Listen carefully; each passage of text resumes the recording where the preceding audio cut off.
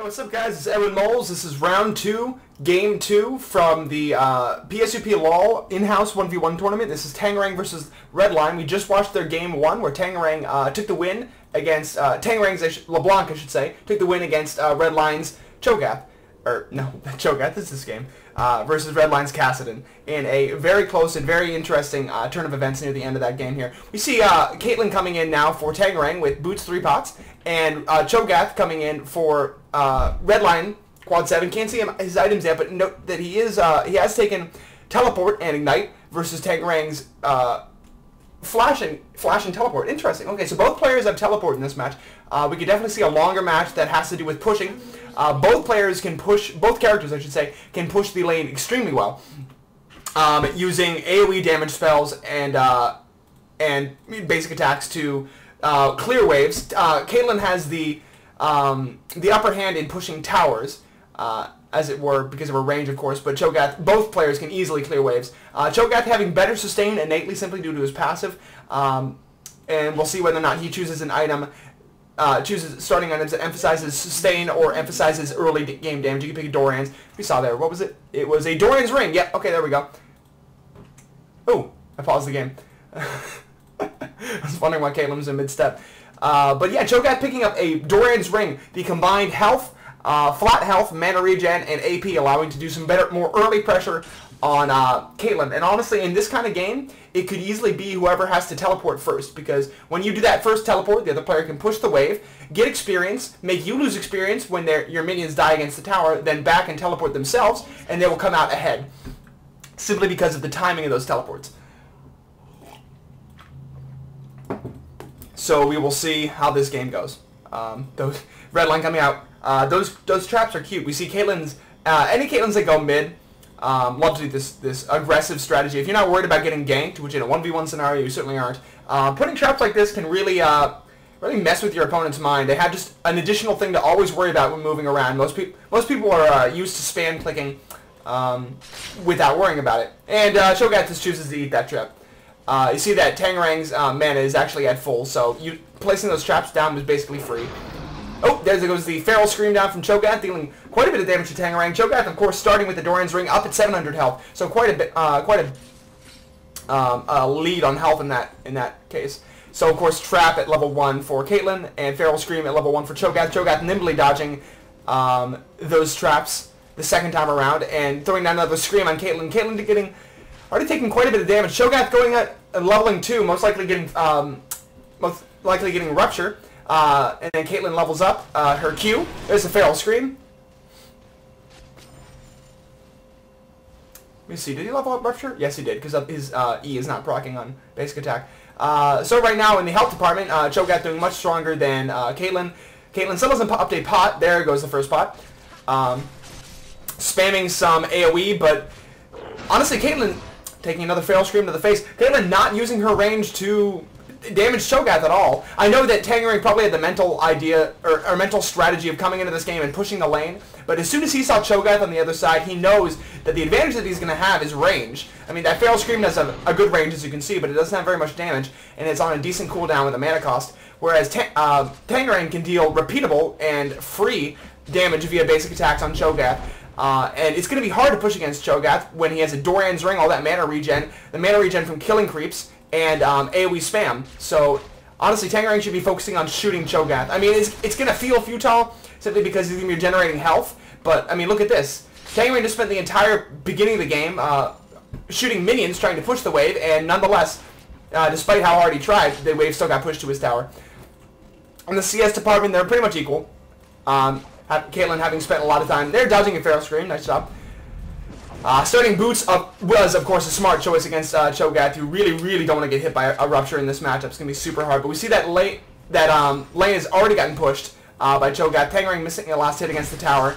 Be careful about how you set up those creeps for the tower. That was a waste of mana and CS right there. You could have not queued and gotten those 4 creeps. Cho'Gath eating all those traps, not really worried about his health. He's going to be getting it all back. At this point, Cho'Gath's mana pool is the biggest thing, but we can already see that, well, negligible damage has been done to the tower. However, Tangerang has already used all 3 of his pots, so damage has been done to his items, so to speak. There we go, some basic attacks. There's a fail scream goes up. And you see even Caitlyn's one crit did a very significant amount of damage. Plus, spamming AoE basic attacks on Cho'Gath. The Q, yeah, alright, good. Will keep him from getting back HP by eating these waves. And right here, a lot of basic attack potential on Cho'Gath. So it's going to be hard for Tangerang to do anything against Cho'Gath once he gets to a certain point. So the fact that he's letting him get this many waves is actually going to be really difficult. He might hit 6 anyway. Walk time with the Rupture, that's not good. Already let him hit. He's going to hit 6, I believe, this wave, if not the next, and then the feasting will begin. Anyway, again, CS pretty much equal. This is game 2 in the series. If you've seen the first game, then you know that that Tangerang did take that game against Redline7777, and these are recasts, of course. So you can, of course, go to our Facebook page and check out the results for round 2. But I suggest you don't, because then it won't be fun. It's fun to watch these games. Caitlyn hitting 6. Both players hitting 6. So Caitlyn leveling up her ult. The ultimate actually really good in a 1v1 scenario where nobody can take the bullet for the opponent. So it's just basically free damage whenever you feel like you want to spend the 100 mana. Dodging a nice feral scream there. But Tangerang lower on health and mana than his opponent. And well, again, his tower's not taking any damage. So, oh, and there it's the Rupture. We got a scream missed by a flash from Tangerang. Redline now having taken a basic attack, pretty low on health, almost out of mana. The R comes out from Tangerang, putting Redline at a pretty low amount of health. We still have a teleport from both sides and an ignite on Cho'Gath. We can see that ignite coming into play pretty soon here. There comes the feast. I'm going to assume that Cho'Gath is going to take this creep, then go ahead and back and teleport. I mean, he's at a decent amount of health and mana, but Tangerang's forced to deal with these creeps right now. Perfect time to teleport for Cho'Gath. There comes the back from Caitlyn. Back goes off from Cho'Gath, so both players are back. Let's watch an intense fight of minions here. Oh, that's good. You can't even see the health bars because Caitlyn's looking at herself back in spawn. Here comes a teleport from Cho'Gath. Cho'Gath has picked up a mana crystal and a health pot. Mana crystal will provide a lot of instantaneous mana gain, of course, and the health pot is helping him stay alive. Also boots to be able to land better ruptures, and feral screams, dodge Qs, the like.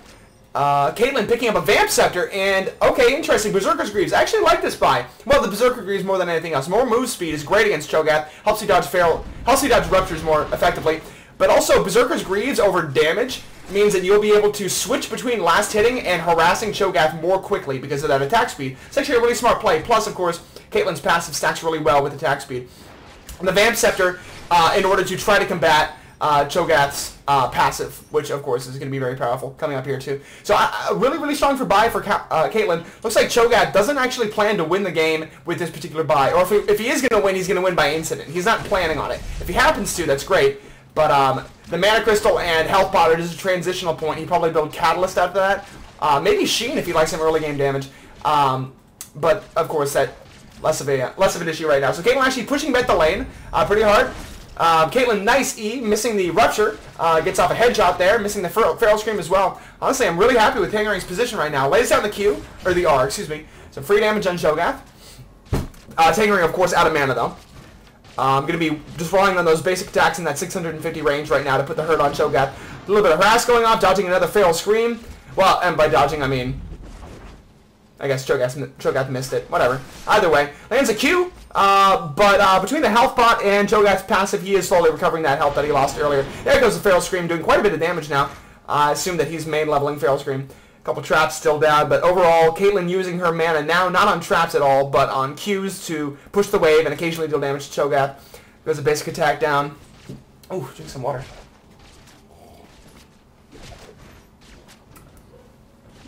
I feel when I'm doing these things, if I'm drinking water, I have to drink it audibly. I have to like slurp it to remind you that the reason I'm not talking is because I'm drinking, and not because I'm being lazy or I don't have anything to say.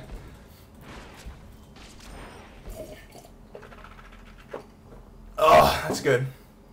Seriously, that is really good. Wow, because my room gets really hot. I have to turn off the fans in my room when I do this, otherwise I make too much sound. People that play with me often refer to my fans as the airplanes, because they sound like airplanes. So to turn them off so it doesn't corrupt the video sound, but it means that my room gets really hot, so. Whew, gotta drink that water. Alright, both players just trading waves right now. Teleport is on a 300-second cooldown, so that's 5 minutes. With the master, I believe it gets a little bit lower than that, but so 5 minutes, and they'll both basically have their teleports up again. So I believe that we'll probably see another teleport before this game is out. Let's see, at level 13 we'll have level 2 ults from both. But at this point, Cho'Gath's basic armor, he's at 51 between Mastery's runes and Cho'Gath's character himself. He's got 51 armor already. I see Caitlyn pulling out. Yeah, I can pull up Caitlyn's champion info. Cool. Armor Penn only at 6. That's really interesting. I guess no armor Penn runes on Tango, because you're gonna get 6 from Sunder, which is the offensive mastery. But it looks like Caitlyn is built defensively. We got cooldown reduction. I don't really know how to analyze this all right now, but it looks like she's not running armor Penn runes. No wonder she's not dealing nearly enough damage to Cho'Gath. So that's an interesting observation.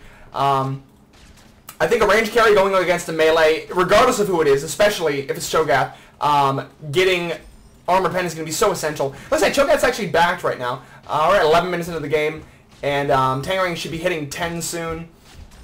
I can see actually the bars down there. Yeah, with this next wave, hold it 10.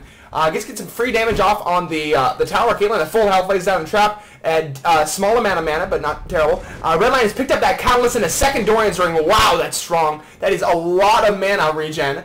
I wish I could check his mana regen, but we know it's going to be very significant. Lands a rupture, and no follow up yet. But Cho'Gath with a catalyst and double rings is going to be next to impossible to kill. With a health pot as well. Lands a Q. There's another rupture. The Pharaoh scream. Where's the feast? Did what? Do you see that? He feasted. Like, I can't see if it went on cooldown, but I heard the sound. And you always. I thought you take the damage even if you flash. Yeah, okay, anyway, so, Caitlyn... I'm so thrown off by that. Caitlyn at low health, decent mana. Her teleport is up, so she could be back. She could back after this wave. I fully expect her to, unless she gets caught by another rupture. Oh, there's the rupture, and no, just outside of range. But gonna need some, like, honestly, like a brutalizer or something, like, to do some serious damage on this Cho'Gath. Cho'Gath just walking up and pushing this tower. Oh, man, this could be a tower game. Caitlyn just laying into him, but look at this. Oh, I'm gonna look at how much damage that does each time. Anyway, Caitlyn backing. That's a lot of damage on the tower he just put down. Basic attacks from Cho'Gath not that powerful, but there's a rupture interrupting the back. It's gonna be too late, Caitlyn. He's gonna clear that wave very quickly and then take the tower if you choose to back now, even with the teleport. Caitlyn, of course, looking away from the creep, so I can't see their health. But oof, this could be game right here. Caitlyn teleporting back in. Cho'Gath chooses to turn off E. No, he doesn't. He decides to take tower aggro. No? Alright, interesting. That mystifies me, though. The feast not working? Anyway, picks up a BF sword. That's actually... this is strong. This is a strong buy. I think you get better total damage output with a brutalizer and like a longsword at this point. Just because 58 armor, man. That's a lot of armor. Against a Caitlyn with 6 armor Penn. Oh, there's the... here it is. Wait, I'm so confused. That was a Pharaoh scream, and then Cho'Gath feasted a different creep. I guess that was just a mistake. Oof. Rupture. But anyway, Tangerang really eating the Qs right now, and the ruptures are gonna kill him if he's not careful. I mean, Cho'Gath still has a ton of mana. He's got how many stacks on feast? Here it is. Here it is. Yeah, that's it. Getting caught by too many Qs, and a Cho'Gath with Dorans and double Dorans and a catalyst. Just too strong. Anyway. GG, we're moving on to game 3, so I'll see you guys in a second. Or, it's YouTube, whatever. Watch it whenever. Bye.